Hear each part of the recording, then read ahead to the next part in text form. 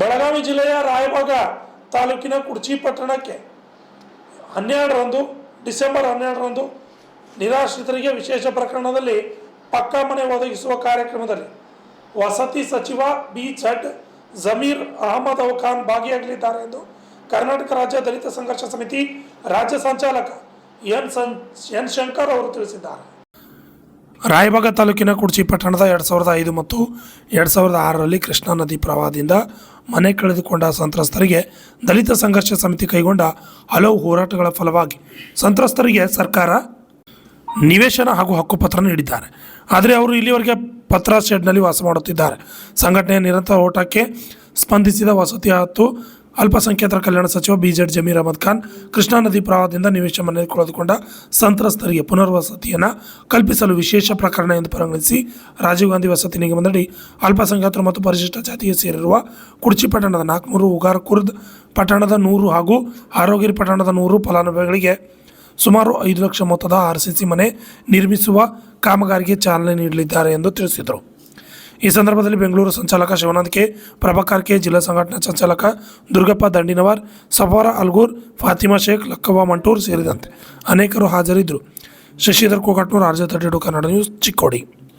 ನಾವು ದಲಿತ ಸಂಘರ್ಷ ಸಮಿತಿ ಇವತ್ತಿನ ದಿವಸ ಹೋರಾಟದ ಫಲ ಸಿಕ್ಕಿದೆ ಸರ್.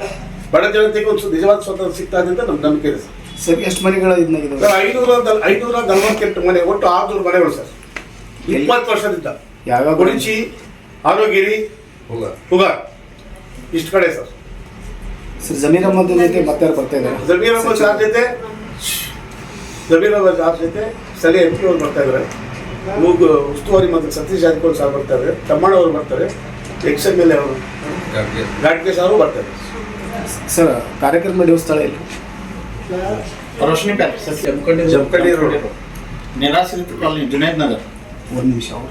ಬೆಳಗಾವಿ ಜಿಲ್ಲೆ ತಮಗೆಲ್ಲ ಗೊತ್ತಿದ್ದ ವಿಚಾರಗಳು. ಈ ಕೃಷ್ಣಾ ನದಿ ಪ್ರವಾಹ ಎಷ್ಟೋ ಕಾಲನಿಗಳು ಮನೆ ಕಳ್ಕೊಂಡಿದ್ದಾರೆ. ಸುಮಾರು ಕಡೆ ಇದೊಂದು ಪ್ರಾರಂಭ ಅಂತ ಹೇಳ್ತೀವಿ ನಾವು.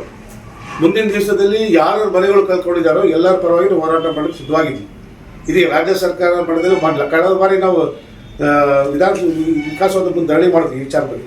ಈಗ ನಮ್ಗೆ ಫಲ ಸಿಗ್ತಾ ಇದೆ. ಈಗ ಸದ್ಯಕ್ಕೆ ಇದೊಂದು ಮನೆ ಪ್ರಾರಂಭ ಆಗುತ್ತೆ. ಉಳಿಕೆ ಮನೆ ಹಂತವಾಗಿ ಜಮೀನು ಸರ್ ಮಾಡ್ತೀವಿ ಅಂತ ಒಪ್ಕೊಂಡಿದ್ದಾರೆ.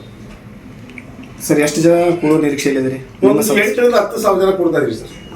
ದೊಡ್ಡ ಮಟ್ಟದಲ್ಲಿ ಮಾಡ್ತಾರೆ ಕಾರ್ಯಕ್ರಮಗಳು. 8,000 ರಿಂದ 10,000 ಜನ ಎಲ್ಲ ಸಮುದಾಯವು ಸೇರ್ತಾ ಇದ್ವಿ. ಹೆಚ್ಚಿನ ಸಂಖ್ಯೆಯಲ್ಲಿ ಅಲ್ಪಸಂಖ್ಯಾತರು ಇರ್ತಾರೆ ಸರ್. ಸರ್ ಇಲ್ಲಿವರೆಗೂ ಯಾವುದು ಅಲ್ಲಿ ಅನುದಾನ ಕೊಟ್ಟಿಲ್ವಾ ಸರ್? ಇಲ್ಲ ಸರ್, ಯಾವುದೇ ರೀತಿ ಅನುದಾನ ಕೊಡ್ತಾ ಇಲ್ಲ. ಪಂಚಾಯತಿಯಲ್ಲಿ 2.75 ಕೊಡ್ತಾರೆ.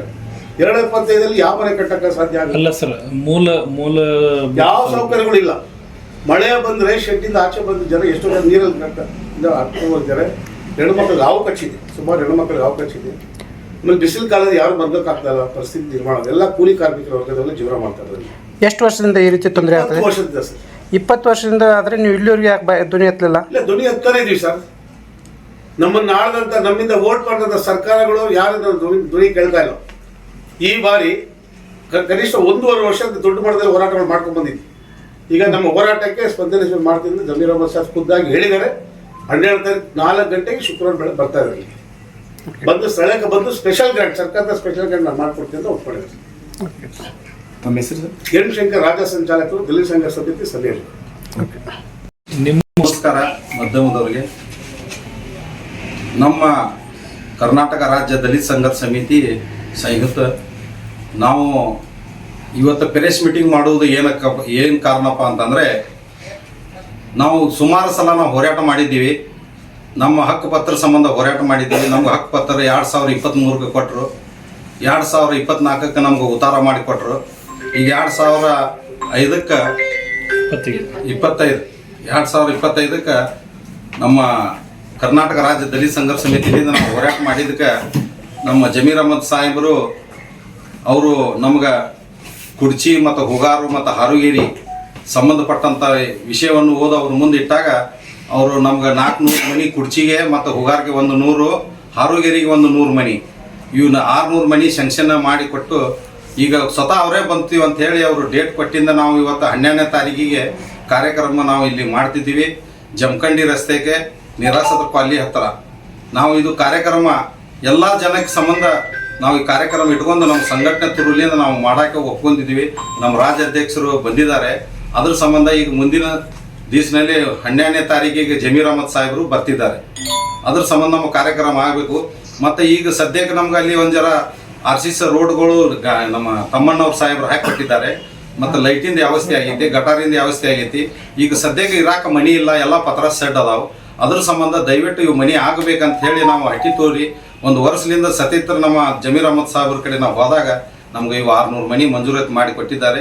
ಅದು ಬಂದ ಕಾಟ ಅವ್ರು ಸ್ವತಃ ತಮ್ಮ ಕೈಲಿಂದ ಬಂದು ಪೂಜೆ ಮಾಡಿ ಹೋಗ್ತೀವಿ ಅಂತ ಹೇಳಿ 12ನೇ ತಾರೀಕಿಗೆ ಹೇಳಿದ್ದಾರೆ. ಸರ್ ಎಷ್ಟೋ ವರ್ಷಗಳ ಹೋರಾಟಕ್ಕೆ ನಿಮ್ಗೆ ಜಯ ಸಿಕ್ಕತಿ? ನಾವು ಸುಮಾರು 8-10 ವರ್ಷದಿಂದ ಹೋರಾಟ ಮಾಡ್ಕೊ 2010ರಿಂದ ನಾವು ಹೋರಾಟ ಮಾಡ್ಕೋತ ಬಂದಿದ್ದೀವಿ.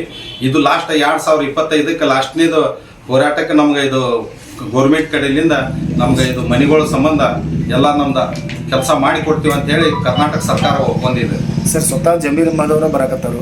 ಸ್ವತಃ ಜಮೀರ್ ಅಹಮದ್ ಸಾಹೇಬ್ರೆ ಡೇಟ್ ಕೊಟ್ಟ ಅವರೇ ಬರಾಕತ್ತಾರ. ನಿಮ್ಗೆ ಹೆಂಗೆ ಅನಿಸುತ್ತೆ? ಈಗ ನಿಮ್ಮ ಹೋರಾಟಕ್ಕೆ ಫಲ ಸಿಕ್ಕತಿ, ಖುಷಿ ಆಗ್ತೈತಿ? ನಮ್ಗೆ ಖುಷಿ ಆಗಿದೆ, ಭಾಳ ದೊಡ್ಡ ಖುಷಿ ಐತಿ. ನಮ್ಮ ಜಮೀರ್ ಅಹಮದ್ ಸಾಹೇಬ್ರು ನಾವು ಹೋರಾಟ ಮಾಡಿದ್ದಕ್ಕೆ ನಮ್ಮ ಸಂಘಟನೆಯಿಂದ ಡಾಕ್ಟರ್ ಬಾಬಾ ಸಾಹೇಬ್ ಅಂಬೇಡ್ಕರ್ ಹೋರಾಟಕ್ಕೆ ನಮ್ಗೆ ಜಲೆ ಐತೆ ಅನ್ನುವಂಥ ಒಂದು ವಿಚಾರದಿಂದ ನಾವು ಭಾಳ ಖುಷಿ ಐತಿ. ನಮ್ಮ ಎಲ್ಲ ಜನಕ್ಕೆ ಎಲ್ಲ ಸುಮಾರು ಜನ ನಾವು 8-10 ಸಾವಿರ ಜನಕ್ಕಿಂತ ಹೆಚ್ಚಿನ ಜನ ಸೇರುವಂಥದ್ದು ಎಲ್ಲರಿಗೆ ಉಮ್ಮೀದ್ ಐತಿ. ಕೆಲವು ಜನದ ಇಲ್ಲಿ ಏನು ನಮ್ಮ ಭಾಗಕ್ಕೆ ಕೆಲಸ ನಿಂತಾವು ಅವರು ಪಾಂಪ್ಲೆಟ್ ತೊಗೊಂಬಂದು ಸಾಹೇಬ್ರಿಗೆ ಅರ್ಜಿ ಸಲ್ಲಿಸ್ತಾರ ಅನ್ನುವಂಥ ವಿಚಾರದಿಂದ ನಾವು ಇವತ್ತು ಪ್ರೆಸ್ ಮೀಟಿಂಗ್ ನಿಮ್ಮ ಮುಖಾಂತರ ಹೇಳಿದ್ದೀವಿ.